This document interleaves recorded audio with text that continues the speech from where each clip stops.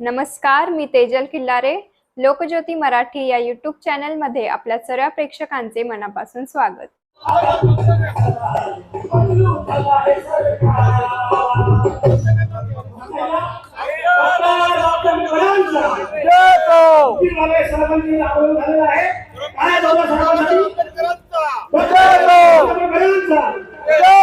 शिवाजी महाराजांचा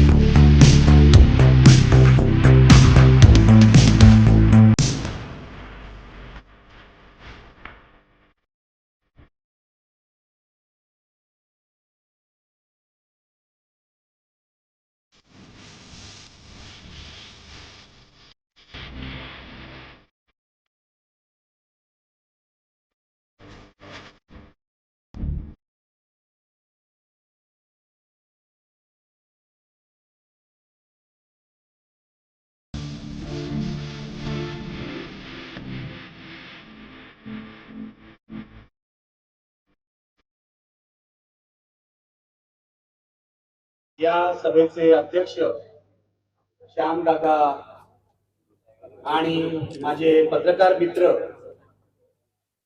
किरण सोनावणे आणि या व्यासपीठावर बसलेले सगळे मान्यवर,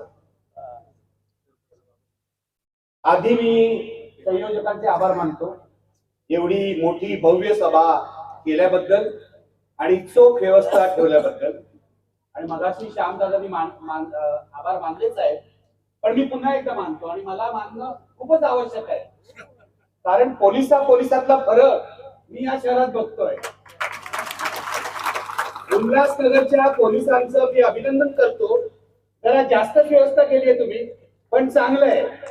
याचं काय, लोकशाहीच्या बाजूने बोलणारा जो माणूस आहे त्याचं संरक्षण करणं हे पोलिसांचं आद्य कर्तव्य आहे. कायदा सुव्यवस्थेचं संरक्षण करणं म्हणजे कायदा सुव्यवस्थेच्या विरोधात असलेल्या गुंडांना जेलमध्ये पाठवणं, कायदा सुव्यवस्थेच्या बाजूने बोलण्याला वक्त्याला थांबवणं नाही, हे लक्षात घ्या. जे पुण्याचे पोलीस करत होते आणि परवा गोरेगावचे आमचे मुंबईचे पोलीस पण चांगले आहेत असं माझ्या लक्षात आलं. कारण ते म्हणाले की आज तुमची इथे सभा आहे गोरेगावमध्ये आणि आम्ही त्यामध्ये काही होऊ देणार नाही. त्यांनी होऊ दिलं नाही. आताही इथल्या पोलिसांनी ही चोख व्यवस्था केली आहे. मला असं वाटतं की आमच्या बाबासाहेब आंबेडकरांनी दिलेल्या लोकशाहीतले पोलीस हे असेच असायला हवे, जे लोकशाही प्रेमींचं संरक्षण करते. धन्यवाद तुम्हाला. धन्यवाद. भावांनो, बहिणींनो, मित्रांनो, मला लोक विचारतात की तुम्ही इथे कशाला आलाय. प्रत्येक सभेला विचारतात. महाराष्ट्रात आतापर्यंत निर्भय बनवच्या 50हून अधिक सभा झालेल्या आहेत. मी घेतलेल्या आहेत, विश्वंभर चौधरींनी घेतलेल्या आहेत, ऍडव्होकेट असीम सरोदेंनी घेतलेल्या आहेत, आमच्या स्थानिक लोकांनी घेतलेल्या आहेत. मला दरवेळी लोक विचारतात, तुम्हाला हा उपद्व्याप सांगितला कोणी? तुम्ही कोण आहात? तुम्हाला राज्यसभेचं तिकीट पाहिजे? तुम्हाला खासदार व्हायचंय? तुम्हाला आमदार व्हायचंय? की तुम्हाला मोठं काही पद पाहिजे? मी त्यांना स्पष्ट सांगितलं की मला राज्यसभेचं तिकीट नको, मला लोकसभेचं तिकीट नको. याचं कारण आजपर्यंत 4 वेळा 4 वेगवेगळ्या पक्षांनी ऑफर केलेलं तिकीट मी नाकारलेलं आहे. माझ्या दृष्टीने खासदार आमदार होण्यापेक्षा पत्रकार होणं हा सगळ्यात मोठा सन्मान आहे, लक्षात घ्या. त्यामुळे आजही सांगतो की मी इथे आलोय याचं कारण ज्या बाबासाहेब आंबेडकरांनी आपल्याला संविधान दिलं, ज्या संविधानाने आपल्याला लोकशाही दिली, ती लोकशाही वाचवण्याची अंतिम वेळ आता आलेली आहे आणि ती लोकशाही वाचवण्याचा नारा देण्यासाठी मी महाराष्ट्रात पायाला भिंगरी लावून फिरतोय. माझं तुम्हाला आव्हान आहे, ही शेवटची वेळ आहे, ही शेवटची वेळ आहे. 2 निवडणुका 2014 आणि 2019 आपण एका लोकनियुक्त हुकुमशहाला सहन केलेला आहे. लोकनियुक्त हुकुमशाह मी म्हणतोय, जसा रशियामध्ये पुतीन आहे, जसा तुर्कस्तानमध्ये एर्डोगन आहे, अशा हुकुमशहाला आपण या देशात सुद्धा सहन केलेला आहे. आणि त्या हुकुमशाचं नाव आहे मोदी आणि त्याला मदत करणाऱ्या त्याच्या सहकार्याचं नाव आहे अमित शहा. जर तुम्हाला वाटत असेल, इतिहास उघडून बघा. मगाशी यांनी सांगितलं, हिटलर जेव्हा तिसऱ्यांदा निवडून आला तेव्हा तो अधिक क्रूर बनला. माझं असं म्हणणं आहे, केवळ हिटलर नाही, पुतीन जेव्हा तिसऱ्यांदा निवडून आला तेव्हाही तो अधिक क्रूर बनला. एर्डोगन जेव्हा तिसऱ्यांदा निवडून आला तेव्हाही तो अधिक क्रूर बनला. आणि जगाचा इतिहास हे सांगतो, जेव्हा जेव्हा हुकुमशाह पुन्हा पुन्हा निवडून येतो आणि लोकशाही मार्गाने निवडून येतो तेव्हा तेव्हा तो हाताबाहेर जातो, अधिक क्रूर होतो, जनतेवर अत्याचार सुरू करतो. या अत्याचाराला रोखण्यासाठी जर तुम्ही सिद्ध असाल तर या लढाईचं रणशिंग फुंकण्यासाठी मी इथे आलेलो आहे आणि तुम्हाला हात द्यायला आलेलो आहे. सगळे आपण मिळून ही लढाई लढूया. आणि भाषणात पुढे जाण्यापूर्वी आणि या राज्याची आणि या देशाची परिस्थिती सांगण्यापूर्वी मी फक्त एक घोषणा देतोय. माझ्यावर घोषणा द्या. याचं कारण मी तुम्हाला सांगतो. याचं कारण हे शहर जे आहे, उल्हासनगर शहर, खूप बदनाम झालं इतिहासामध्ये. पहिल्यांदा फाळणीनंतर एक निर्वासितांचं शहर होतं, त्याच्यानंतर मेड इन US म्हणून महाराष्ट्राने आणि देशाने या शहराची चेष्टा केली. त्यानंतर 1985 नंतर हे शहर पप्पू कलानीचं शहर झालं. आम्ही पत्रकारच राजकारणाच्या गुन्हेगारीकरणाच्या विरुद्धच्या या लढाईत आघाडीवर होतो. पण मला तुम्हाला सांगायचं आहे की आज या तक्षशिला मैदानामध्ये मला हे जाणवतंय की बाबासाहेब आंबेडकरांच्या माणसांचं, बाबासाहेब आंबेडकरांच्या विचारांचं शहर म्हणून हे शहर का ओळखलं जात नाही.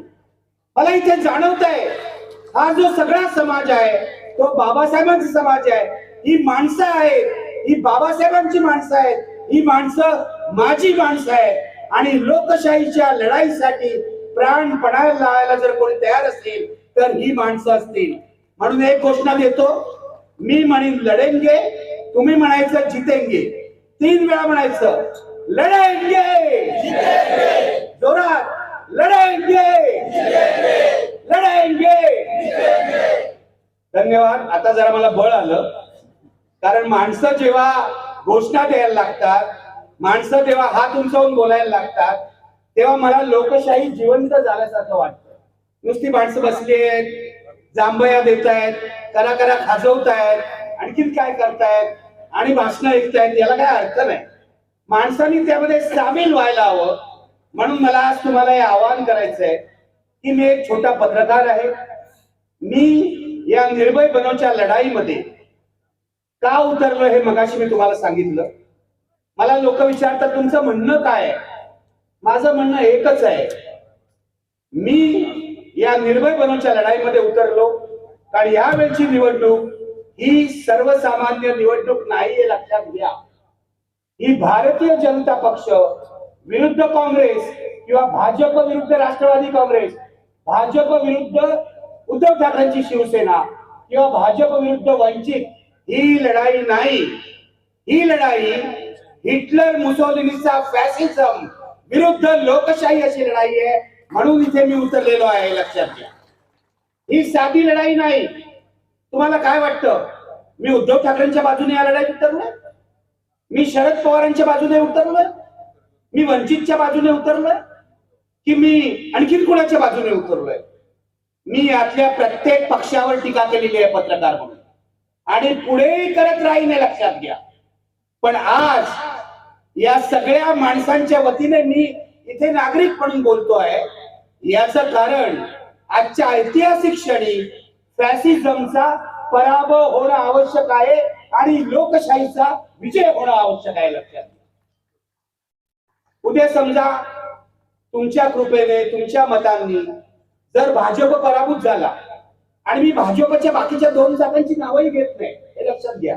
3 चाकांचं सरकार आहे महाराष्ट्रामध्ये. मी 2 चाकांची नावही घेत नाही, कारण या चाकांचा उपयोग संपला की ती अडगळीत टाकली जाणार आहे, हे इतिहासावरून तुम्हाला सांगतो. नावही घेत नाही मी. पण भाजप नावाचा जो फॅसिस्ट पक्ष आहे, त्याचा जर महाराष्ट्रात, देशात काय होतं या चर्चेमध्ये मी आता जाणार नाही. कारण मला महाराष्ट्र धर्म जगवायचा आहे. मला बाबासाहेबांचा विचार ज्या भूमीमध्ये अंकुरला ती भूमी जगवायची आहे, त्या भूमीचं संरक्षण करायचं आहे. जर तुम्हाला महाराष्ट्र धर्म जगवायचा असेल तर या देशावर फॅसिझम लादणाऱ्या दोन राक्षसांचा पराभव करणं आवश्यक आहे. त्यातल्या एकाचं नाव आहे नरेंद्र दामोदर दास मोदी आणि दुसऱ्याचं नाव आहे अमित शहा, हे लक्षात घ्या. गेल्या 9 वर्षामध्ये या देशाचं सगळ्यात जास्त नुकसान जर कोणी केलं असेल तर या जोडगोळीने केलेलं आहे, हे विसरू नका. विकासाच्या नावाखाली हे निवडून आले होते 2014ला. ठीक आहे, काँग्रेसवर लोक कंटाळले, काँग्रेसने भ्रष्टाचार केला असं लोकांनी मानलं, तुम्हाला मतं दिली.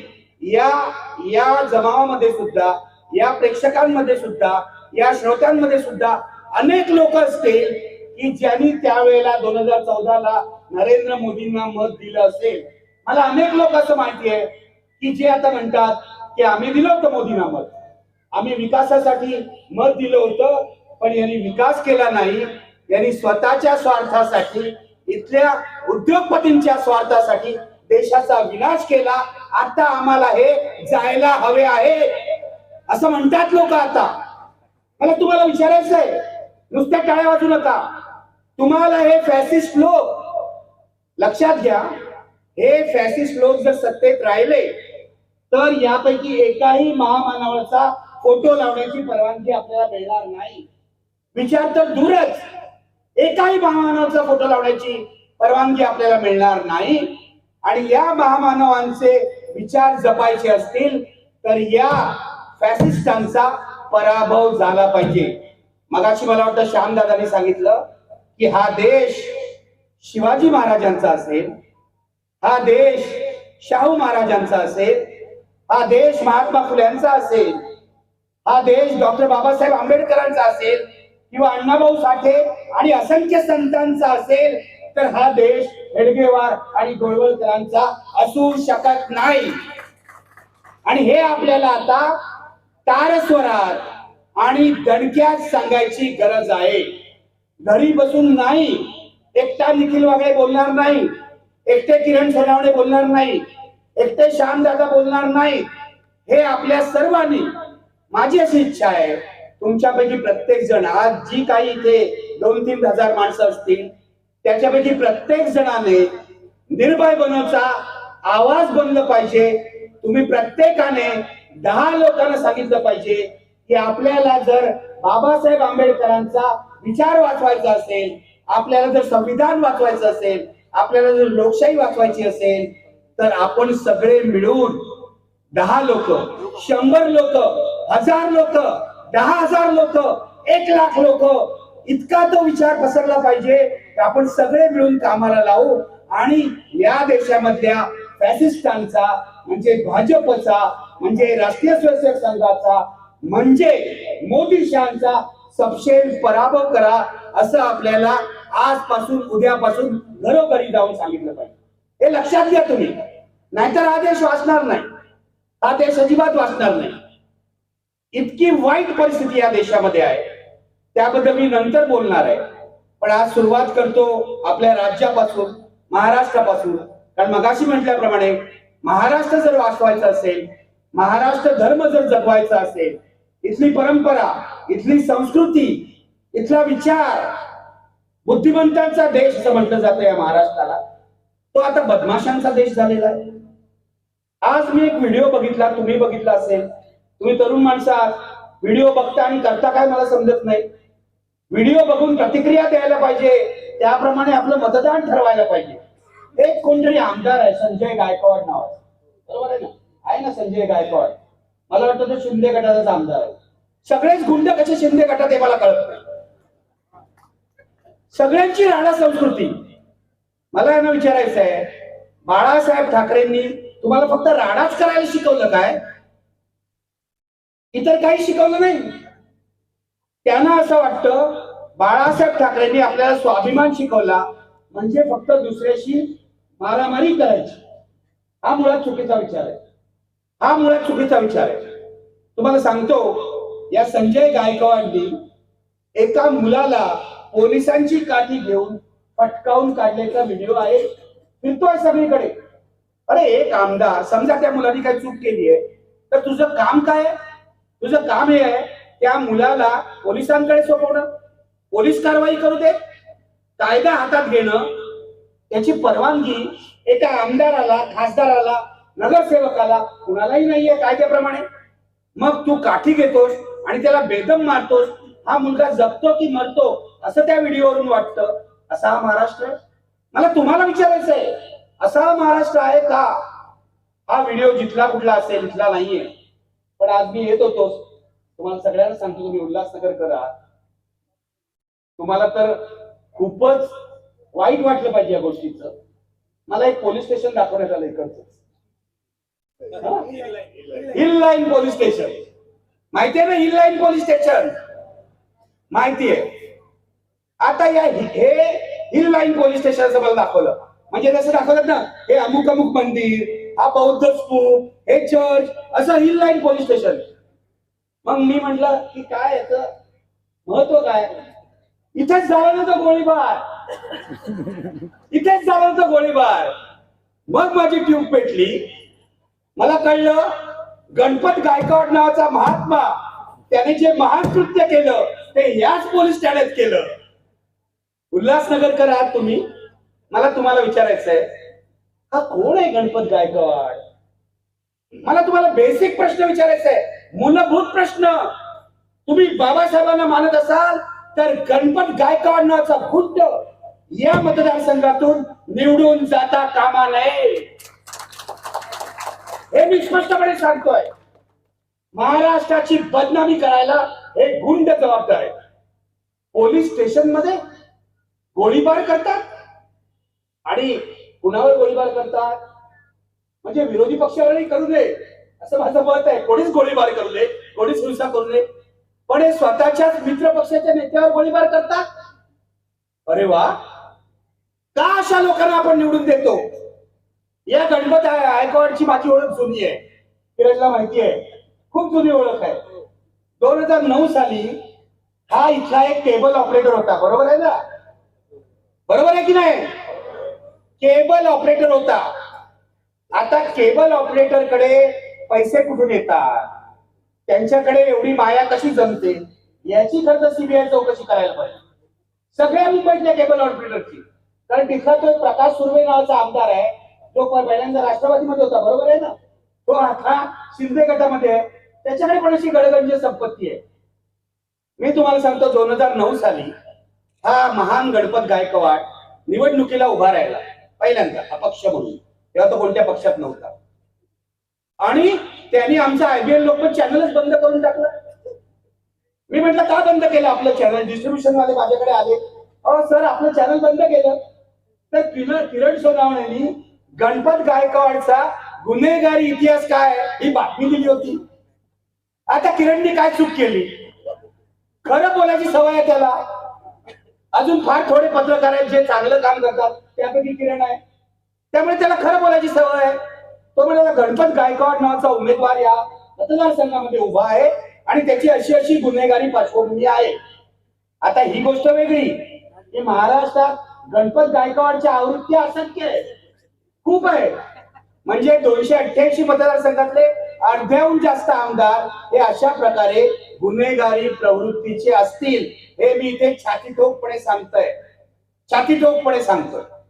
पूर्वी एकदा तुम्हाला सांगतोय, सेनेचे आमदार होते विठ्ठल चव्हाण, यांचा गँगवॉर मध्ये खून झाला, बरोबर आहे. विधानसभेमध्ये भाषणं झाली विधानसभेमध्ये. आता आपल्याकडे काय आहे, कोणीही माणूस वारला म्हणजे मृत्युमुखी पडला किंवा वारला, नैसर्गिकरित्या वारला, की तो किती थोर आहे असं सांगायची पद्धत. मुळात या पद्धतीनं माझा आक्षेप आहे, पण तो आपला आपसा विषय नाही. कोणी वारल्यावर तो थोर कसा होतो.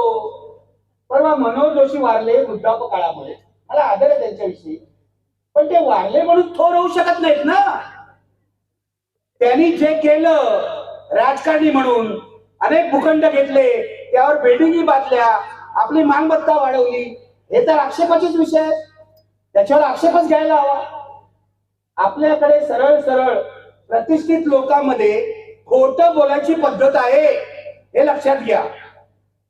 त्यामुळे तेव्हा विठ्ठल चव्हाण जेव्हा मारला गेला, तो पण अशा गँगवॉर मध्ये मारला गेला, तोही गुंड होता, हे लक्षात घ्या. परळमध्ये पोलीस स्टेशन मध्ये जाऊन पाहिलं तर विठ्ठल चव्हाण हा गणपत गायकवाड सारखाच गुंड होता. आता मला माहित नाही पोलिसांनी लक्षात घ्यावं, गणपत गायकवाडला गुंड म्हटलं म्हणून तो मला गोळी मारतो की नाही, पण तो आपल्या मित्र पक्षाच्याच लोकांना मारतो, त्यामुळे मला काय काळजी करायची गरज नाही. असू द्या. तर तिथे अशी भाषणं झाली की विठ्ठल चव्हाण किती महान नेते होते.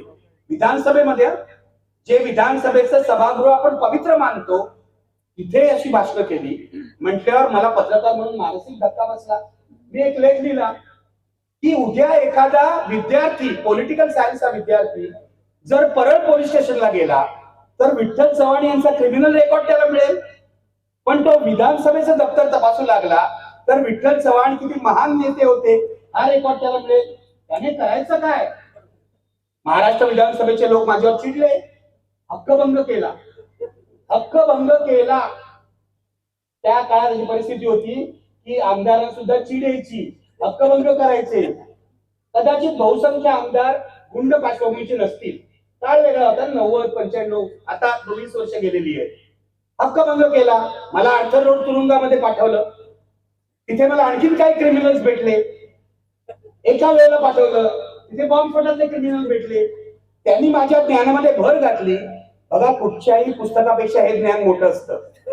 त्यांनी माझ्या ज्ञानामध्ये भर टाकली की हे जे सगळे बॉम्बस्फोटातली कारवाई झाली आहे किंवा गुन्हेगारी कारवाया होतात, या फक्त आम्ही करतो असं नाही, त्याच्यामध्ये कस्टम ऑफिसरही सामील होते आणि त्याच्यामध्ये राजकारणी सामील होते.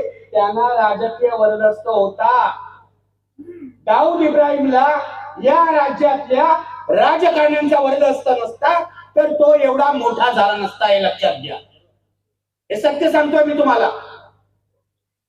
माझा तुम्हाला सवाल आहे की जेव्हा दाऊद सारख्या माणसांना किंवा अगदी अलीकडे गणपत गायकवाड सारख्या माणसांना तुम्ही मत देता, तेव्हा तुमची जबाबदारी काहीच नाही. तुम्हाला आवडणार नाही माझा प्रश्न, पण मला जनतेला विचारायचं आहे, जेव्हा आपण गुंडाला मत देतो तेव्हा आपण बाबासाहेब आंबेडकरांनी सांगितलेलं आपलं पवित्र कर्तव्य बजावत नाही, हे लक्षात.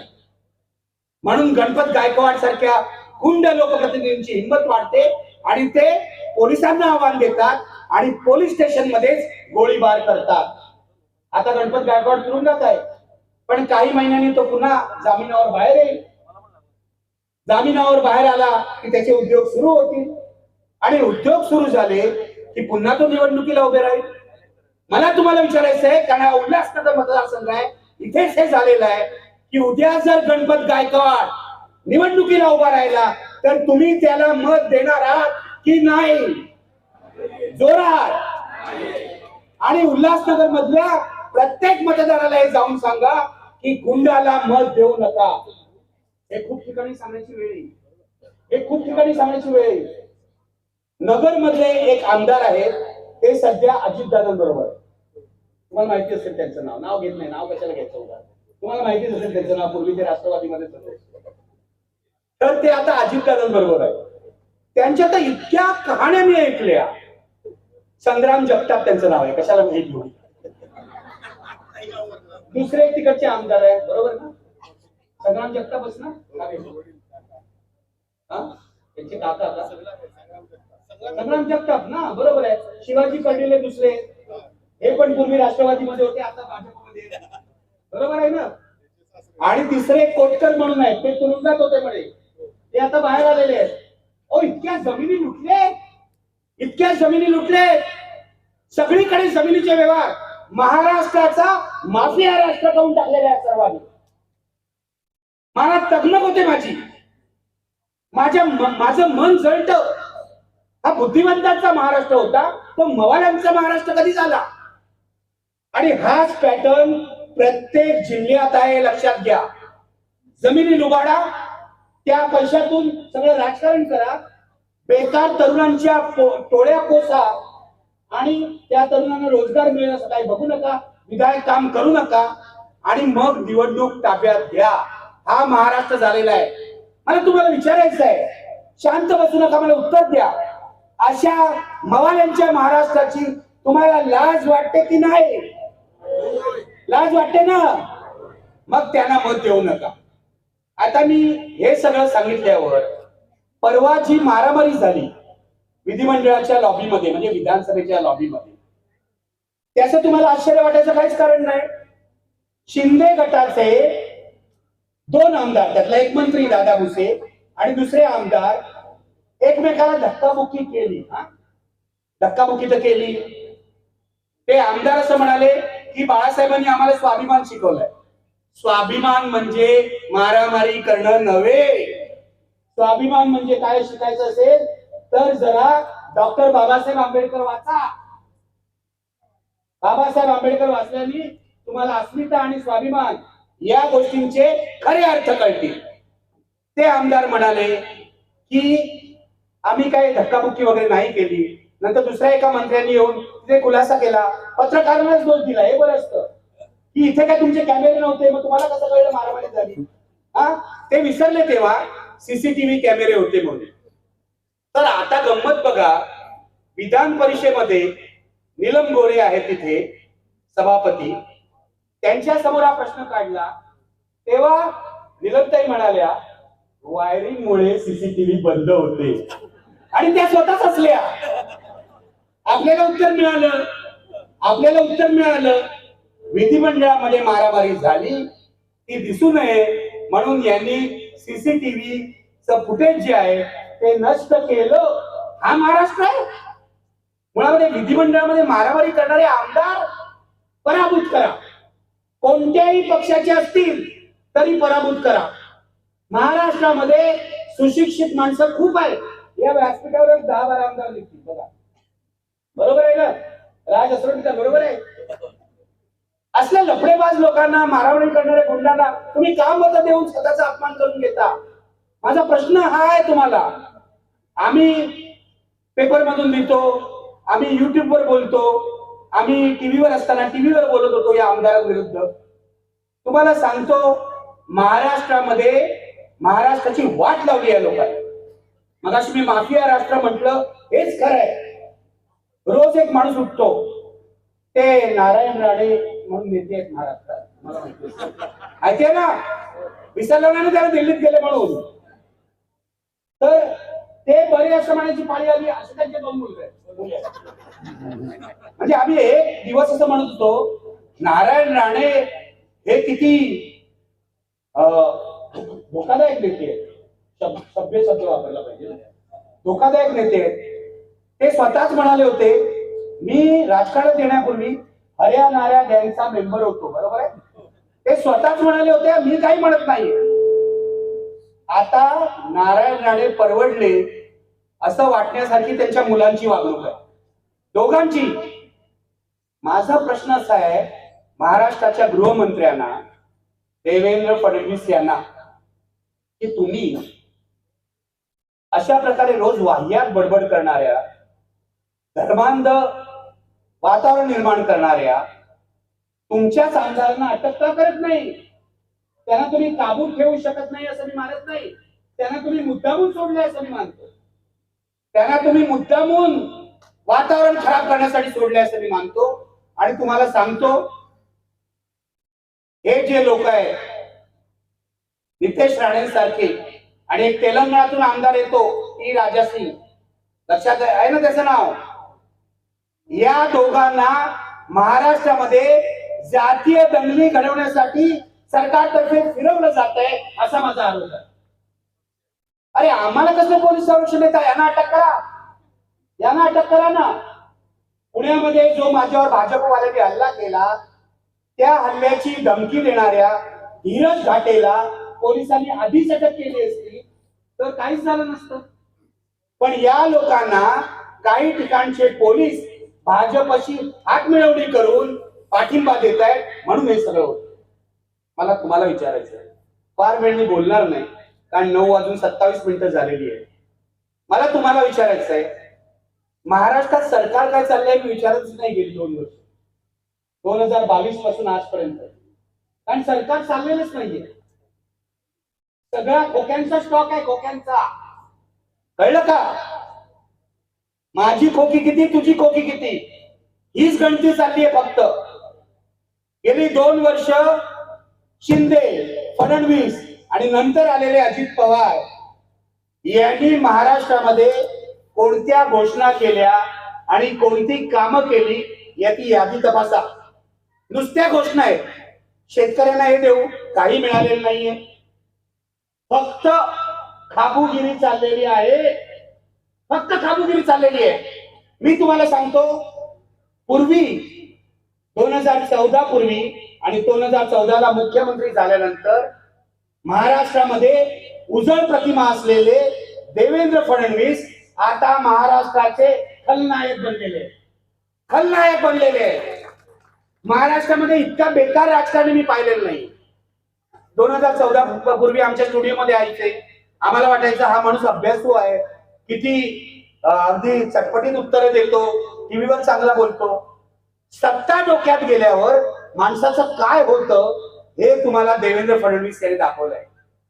माझं तुम्हाला पुन्हा पुन्हा आव्हान आहे, केवळ मोदी शहांच्या पक्षाचा नव्हे, देवेंद्र फडणवीस यांच्या पक्षाचा सुद्धा महाराष्ट्रातून सपशेल पराभव करा आणि त्यांना दाखवून द्या शिवाजी महाराजांचा, आंबेडकरांचा महाराष्ट्र काय असतो. पराभव करा, मी हे तुम्हाला स्पष्ट सांगतो.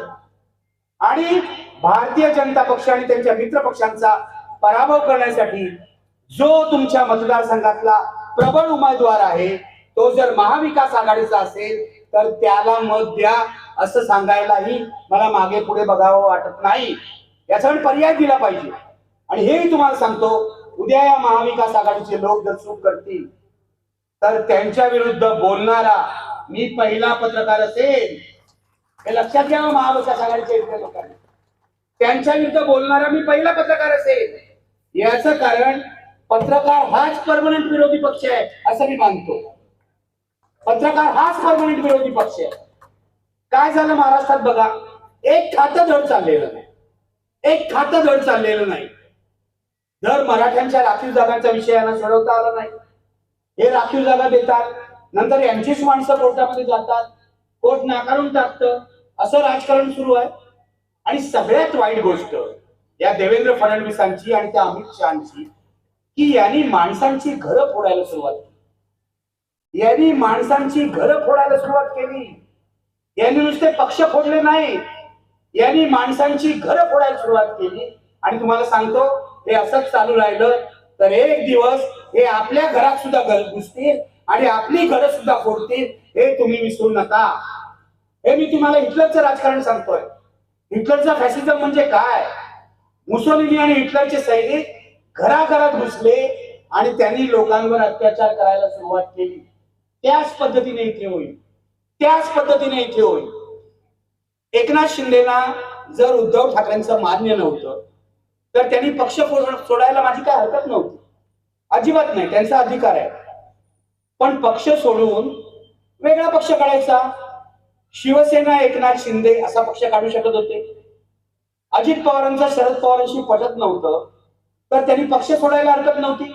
ते राष्ट्रवादी काँग्रेस अजित पवार असा पक्ष काढू शकत होते. आक्षेप या गोष्टीला आहे की तुम्ही ज्या घराचे रखवालदार होतात त्या घरावर एक दिवस दरोडा टाकता आणि सांगता की हेच घर माझं आहे. महाराष्ट्राच्या राजकारणामध्ये एवढी अधोगती मी कधी पाहिली नाही.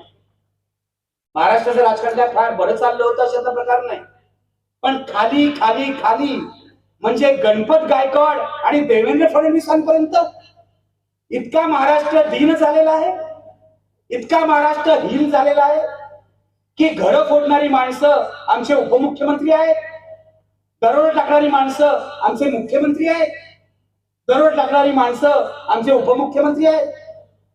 कसं पचवू शकताय तुम्ही? मला तुम्हाला तळमळीने विचारायचं आहे, कसं पचवू शकता? यावर एकच उपाय आहे, हे जेव्हा मत मागायला येतील तेव्हा यांना घराचं दार बंद करा, बंद करून टाका. याला सांगा या वेळेला काहीही झालं तरी आम्ही तुम्हाला मत देणार नाही, कारण तुम्ही महाराष्ट्राचा अपमान केलेला आहे, तुम्ही महाराष्ट्र धर्माचा अपमान केलेला आहे, तुम्ही महाराष्ट्र धर्माचा अपमान केलेला आहे. आणि महाराष्ट्र धर्माचा तुम्ही जेव्हा अपमान करता तेव्हा तुम्हाला आशीर्वाद असतो. मगाशी यांनी म्हटलं 2 गुजरात्यांचा, मी सुद्धा गुजरात्यांच्या विरुद्ध नाही. मला मराठी गुजराती किंवा मराठी कोणी हे भांडण आवडत नाही अजिबात, पण तरी सुद्धा हे वर बसलेले मोदी आणि शहा नावाचे 2 गुजराती अख्खा महाराष्ट्र लुटायला निघालेले आहेत, अख्ख्या महाराष्ट्राचा अपमान करायला निघालेले आहेत, हे विसरू नका. किती प्रोजेक्ट इथून गेले बघा, किती प्रोजेक्ट इथून गेले. अगदी ताजा प्रोजेक्ट म्हणजे महानंद डेअरीचा प्रोजेक्ट, तो सुद्धा गेला. आधी किती प्रोजेक्ट गेले. आणि दरवेळेला एकनाथ शिंदे आपल्याला सांगतात की नाही मोदी साहेब नवा प्रोजेक्ट देणार आहे. मोदी साहेब यांना नवा खोका देणार आहेत की नाही मला माहित नाही, पण नवा प्रोजेक्ट काय महाराष्ट्राला देत नाही. हे बघा, फक्त गुजरातचा विचार. नरेंद्र दामोदरदास मोदी हे देशाचे पंतप्रधान नसून ते गुजरातचे पंतप्रधान आहेत असं मी म्हणतो. ते फक्त गुजरातचे पंतप्रधान आहेत, कारण गुजरातला सर्व न्यायचं, इथली ऑफिसेस न्यायची. डायमंड मार्केट गेलं सुरतला, सगळं उचलून नेलं. आता ते डायमंड व्यापारी काय म्हणतात माहितीये, त्यांना पश्चाताप झालाय, ते पस्तावले, कारण यांनी अलिशान इमारती दिल्या सुरतमध्ये, मात्र डायमंडचा धंदा हे काय आकार घेत नाही. त्यामुळे अनेक व्यापारी पुन्हा मुंबईत यायला लागलेले आहेत, हे विसरू नका. मुंबई ही देशाची आर्थिक राजधानी आहे. तिच्यावर तुम्ही किती अत्याचार करायचा प्रयत्न कराल, तिची किती लूट करायचा प्रयत्न कराल, तरी मुंबईचा स्वतःचा जो आत्मा आहे ना, तो अनेक संकटातून गेलेला आहे, अनेक संकटातून गेलेला आहे. कामगारांच्या, दलितांच्या, श्रमिकांच्या बलिदानाने ही मुंबई महाराष्ट्राला मिळालेली आहे. तुम्हाला जर अशा पद्धतीने मुंबई जर कमकुवत करायची असेल आणि महाराष्ट्र धर्माला कलंक लावायचा असेल तर मराठी माणूस हे सहन करणार नाही, हे लक्षात घ्या. अजिबात सहन करणार नाही. आपल्या पूर्वजांनी, याच्यामध्ये डॉक्टर आंबेडकर सुद्धा होते, कारण संयुक्त महाराष्ट्राच्या चळवळीला त्यांचा पाठिंबा होता, ही मुंबई लढून मिळवलेली आहे. हा महाराष्ट्र श्रमांनी घडवलेला आहे, घाम सांडून घडवलेला आहे, रक्त सांडून घडवलेला आहे. हा महाराष्ट्र एक मोदी आणि एक शहा यांना आम्ही आंदोलन दिलेलं नाही, हे सांगण्याची हीच वेळ आहे. म्हणून माझी महाराष्ट्राकडून आशा आहे की या निवडणुकीत महाराष्ट्र धर्म ज्यांना ज्यांना वाचवायचा आहे, ज्यांना मराठी अस्मिता म्हणजे काय ते कळतं, ते लोक मोदी नाही थँक्यू व्हेरी मच म्हणतील आणि मोदी नाही पुन्हा दिल्लीत परत पाठवतील. मी तुम्हाला सांगतो, लोकसभा निवडणूक असो आणि फक्त लोकसभा निवडणूक नाही तर नोव्हेंबरला होणारी विधानसभा निवडणुकी लक्षात घ्या.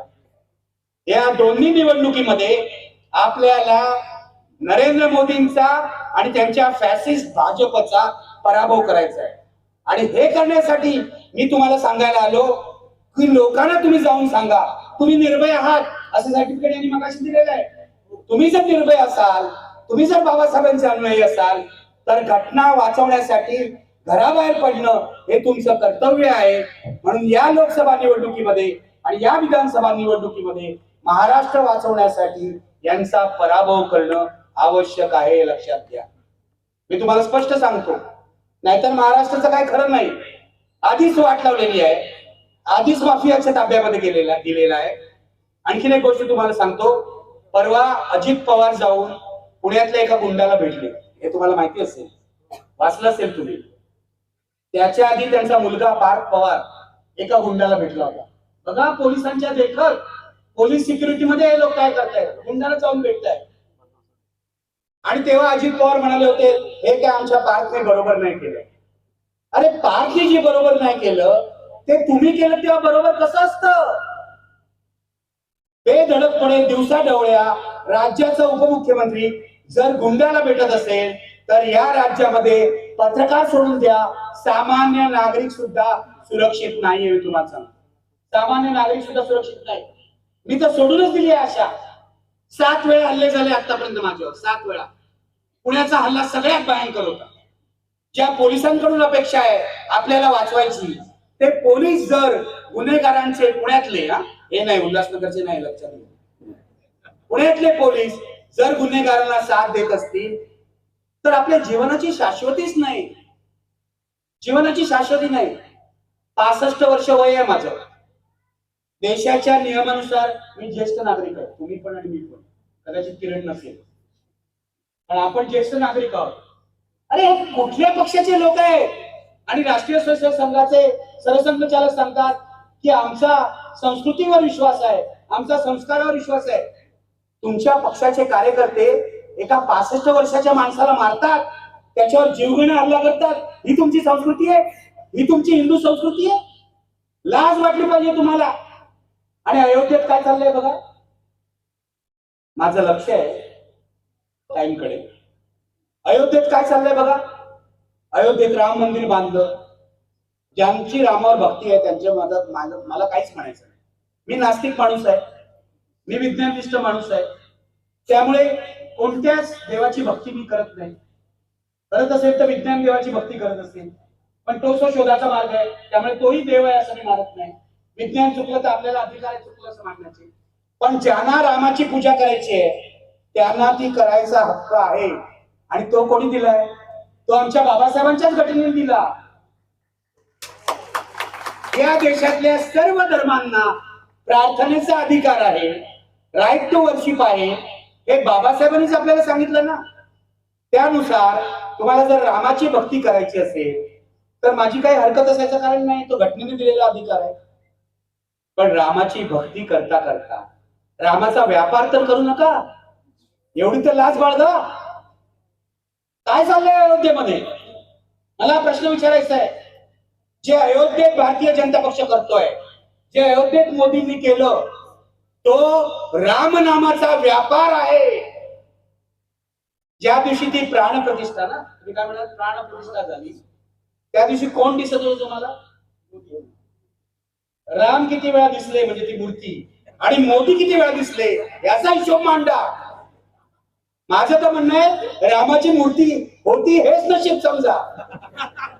फक्त मोदी दिसलेलं आहे, मोदींनी स्वतःला राम म्हटलं नाही हे आपलं नशीब समजा. मुद्दा असा आहे, अयोध्येत काय चाललंय मी तुम्हाला सांगतो. रामाची प्राणप्रतिष्ठा झाल्यानंतर, जाण्याच्या आधीच भारतातले सगळे मोठे बिल्डर्स अयोध्येत घुसलेले आहेत. सगळे मोठे बिल्डर्स, इथला सगळं, इथे या भागातला सुद्धा मोठा बिल्डर लोढा, मंगलप्रभात लोढा, जो सरकारमध्ये मंत्री आहे, त्याचा मुलगा या आधीच अयोध्येत जाऊन बसलाय आणि त्यांनी हजारो एकर जमीन खरेदी केलेली आहे. त्यातली एक जमीन 14 कोटीला आमच्या लाडक्या अमिताभ बच्चननी पण विकत घेतली. आता इथे 2-2 बंगले असताना अयोध्येला बंगला बांधून अमिताभ बच्चन करणार काय हे मला समजत नाही. पण मोदीजींना खुश करायचं आहे, मोदीजींची लाचारी करायची आहे. जशी अमिताभ बच्चन करतो तसं आमचा सचिन तेंडुलकर पण करतो. काल काश्मीरला गेला आणि तिथे कसं सगळं चांगलं चाललंय, 370 कलम काढल्यानंतर हे सचिनने दाखवायचा प्रयत्न केला. मी त्याच्या ट्विटरवर फक्त लिहिलं की याच्यातले किती लोक सरकारने स्पॉन्सर्ड केलेले आहेत आणि किती लोक नाहीत हे आम्हाला सांग. तुला भेटणारे जे लोक आहेत ते सगळे सरकारी स्पॉन्सर केलेले आहेत सरकारने. तेव्हा असे मोठमोठे सेलिब्रिटी न्यायचे आणि या निवडणुकीत सेलिब्रिटी येतील. अमिताभ येईल, तुम्हाला सांगेल फॅसिस्टांना मत द्या. सचिन तेंडुलकर येईल, तुम्हाला सांगेल फॅसिस्टांना मत द्या. त्यांना स्पष्टपणे सांगा, आम्ही बाबासाहेबांची माणसं आहोत, आम्ही अशा खोट्या प्रचाराला बळी पडत नाही. स्पष्टपणे सांगा. मी आता मोदी आणि शहा या विषयावर पुन्हा कधीतरी भाषण करायला येईल. आता फार बोलत नाही, पण शेवटी एवढंच सांगतो, या नरेंद्र दामोदरदास मोदी नावाच्या आमच्या पंतप्रधानाने या देशातल्या लोकशाहीच्या चारही स्तंभांचं वाटोळं केलेलं आहे. बघा, झाली का साहेब वेळ? नाही ना, नाही ना, ही म्हणलं वेळ झाली. अजून आहे 15 मिनिटं, 5 मिनिटात संपवतो. 5 मिनिटं नाही, मला वाटलं वेळ झाली की काय. ठीक आहे. नाही, चारही स्तंभांचं वाटोळं केलंय. थोडस तुम्हाला फक्त पॉइंटर्स देतो, पुढे विचार तुम्ही करा. तुमच्या इथे खूप विचारी माणसं बसलेली, खूप विद्वान माणसं बसलेली आहेत, खूप अभ्यासक आहेत. माझं या विचारवंतांना सर्वांना सांगणं आहे की आता पडा घरावर, उतरा लढाईला, उतरा रणांगणामध्ये. जसे बाबासाहेब उतरले होते 14 तळ्याच्या आंदोलनाच्या वेळी किंवा काळाराम मंदिराच्या आंदोलनाच्या वेळी, तसे आपण आज काळाराम मंदिराचा दिवस आहे, असे आपण आता लढाईच्या मैदानात विचार घेऊन उतरूया आणि या फॅसिस्टांचा पराभव करूया. तुम्हाला 4 स्तंभ सांगतो लोकशाहीचे. पहिला स्तंभ जो आहे तो सरकार आहे, स्टेट. या स्टेटचं यांनी वाटोळं केलं. इलेक्शन कमिशन दर नाही, सर्वोच्च न्यायालय दबावाखाली आहे, पोलीस यंत्रणा पूर्णपणे सरकार दार्जिलिंग झालेली आहे. स्टेटचं वाटोळं केलं. दुसरा स्तंभ लेजिस्लेचर आहे, विधिमंडळ, संसद किंवा विधिमंडळ. संसदेमध्ये विरोधी पक्षांना बोलूच दिलं जात नाही. संसदेमध्ये विरोधी पक्षांना बडतर्फ केलं जातं, निलंबित केलं जातं. तुम्ही मग अशी म्हणाला त्यांनी काय लोटांगण घातलं. अरे यांची संस्कृतीच लोटांगण घालण्याची आहे. नुसती शारीरिक कृती, वैचारिक काही नाही, नुसती शारीरिक कृती करायची, म्हणून हे लोक शाखा चालवतात. हे लक्षात घ्या. तर त्याने मोदींनी थोडा विचार केला असता तर ते जेवढा वेळ गेल्या 9 वर्षामध्ये संसदेमध्ये, लोकसभेमध्ये हजर राहिले, त्याच्यापेक्षा कितीतरी जास्त वेळ आजपर्यंतचे सर्व पंतप्रधान हजर राहिलेले आहेत. मोदींना संसदेविषयी आदर असता तर ते संसदेच्या सभागृहामध्ये हजर राहिले असते. विरोधी पक्ष नेत्यांना त्यांनी सन्मान दिला असता. त्यांनी काय केलं? विरोधी पक्ष नेत्यांना तुरुंगात पाठवलं. ईडी लावतायत, सीबीआय लावतायत, आणखीन काय काय लावतायत. तुम्हाला एक छोटी गोष्ट सांगतो, थोडा वेळ आहे म्हणून. रशियामध्ये पुतीन आहे. पुतीन यांची 3री टर्म चालू आहे. अलीकडेच एक बातमी आली, म्हणजे 25 फेब्रुवारीला बातमी आली की पुतीन यांचे विरोधक आहे अलेक्सी नवाल्नी. या अलेक्सी नवाल्नींचा तुरुंगामध्ये मृत्यू झाला. अलेक्सी नवाल्नी हे पुतीन यांचे पहिल्यापासून विरोधक होते. त्यांचा मृत्यू झालेला नाही, त्यांना पुतीन यांच्या रशियन एजंटांनी मारलेला आहे, हा आरोप जगातल्या सर्व लोकशाहीवादी राष्ट्रांनी केला. आणि अलेक्सी नवाल्नी यांना मारण्याचा प्रयत्न पहिल्यांदा झाला नाही. 2020 साली सुद्धा अलेक्सी नवाल्नी यांच्यावर विषप्रयोग झाला होता. नवाल्नींना घाईघाईने जर्मनीला नेण्यात आलं म्हणून ते वाचले. त्यांचं आपल्या देशावर, रशियावर इतकं प्रेम होतं की त्यांना अख्ख्या जगाने सांगितलं की तुम्ही परत जाऊ नका, पुतीन तुम्हाला ठार मारेल. तरी अलेक्सी नवाल्नी परत आले, रशियामध्ये परत आले आणि परवा त्यांना तुरुंगामध्ये मारण्यात आलं. असा आरोप अमेरिकेने आणि जगातल्या सर्व लोकशाहीवादी देशांनी केलाय.